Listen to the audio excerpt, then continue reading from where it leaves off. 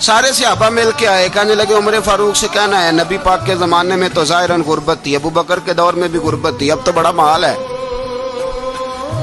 عمر سے سفارش کرو کہ عمر نیا کرتا پہنا کرے۔ ملکوں کے سفیر آتے، عمر وہی پھٹی پرانی چادر اوڑھ کے اور وہی کئی جگہ پہ پیوند لگے سوٹ پہن کے سفیروں کے سامنے بیٹھ جاتا ہے۔ عمر کو مشورہ دو، طے ہو گئی بات۔ سب نے جب مشورہ دے لیا تو سارے کہنے لگے یہ بتاؤ شیر کی مونچھ کو ہاتھ کون لگائے گا؟ کہنا کس نے ہے؟ بندہ بھی تو ڈھونڈو نا۔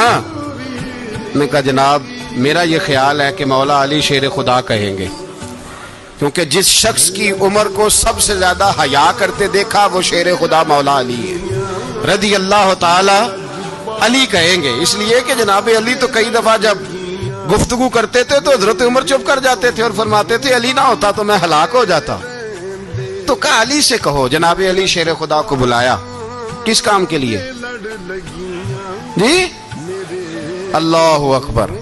یہ ذرا آپ نے اس دور پہ اس بات کو ذرا لاکا جناب ان سے کہیں کہ زیادہ نہیں، ایک کرتا نیا پہن لے، سفیر آتے ہیں وزیر آتے ہیں تو ایک کرتا نیا پہن لے۔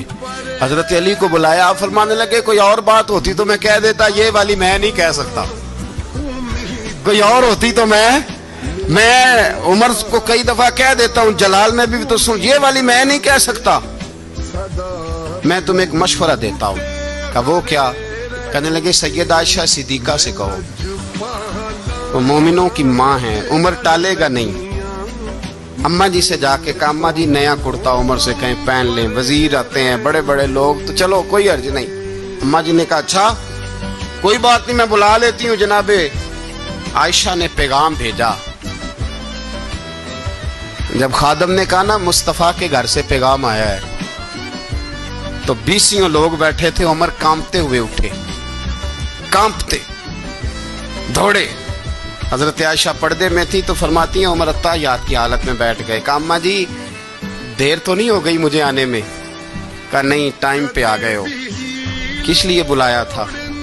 کہا عمر دیکھو غربت کے معاملات اور ہوتے ہیں، جب اللہ آسانی دے تو کوئی چیز استعمال کرنا حرام نہیں ہوتی، اگر حرام ہے تو بتاؤ۔ کہا نہیں اماں جی حلال ہی ہے۔ تو فرمایا پھر اتنے سفیر آتے ہیں مشیر آتے ہیں، اب تو مال غنیمت بڑا آتا ہے، ڈھیر لگ جاتے ہیں مسجد میں، تو چل ایک نیا کرتا تم بھی پہن لیا کرو، اور آپ نیا کرتا پہنو گے تو دھاک بیٹھے گی غیروں پر۔ تو صحابہ کا مشورہ ہے کہ آپ نیا لباس پہنے۔ اماں جی کہتی ہے میں نے حکم دیا تو عمر چپ کر گئے، گردن جھک گئی۔ تھوڑی دیر کے بعد سیدنا عمر فاروق نے سر اٹھایا تو داڑھی پہ آنسو گر رہے تھے، رو پڑے، کہنے لگے پاک محبوب کی پاک بیوی جیسے حکم کرتی ہو میں حاضر ہوں، پر مجھے وہ والا لباس پہنانا جو میرے مصطفیٰ نے پسند فرمایا ہے، اگر یہ رنگ رسول پاک کا ہے تو میں حاضر ہوں، اور اگر نبی پاک کا نہیں تو پھر جیسے آپ حکم کریں۔